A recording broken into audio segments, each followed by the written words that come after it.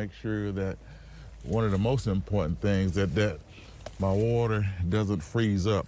I cap them up, make sure everything is good and secure, to make sure it was well covered and freezing low.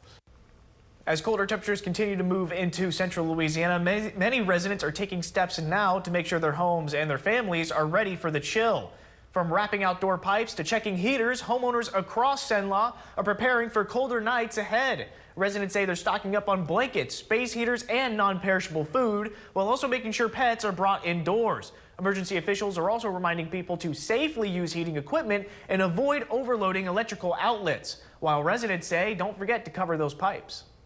Please make sure that you dip your water, you cover your hydrants outside, wrap them, and those type things are very important when it comes down to taking care of your home, taking care of what you need to do, wrapping your pipes, covering your faucets, taking all those precautions that's recommended when there's freezing cold temperatures.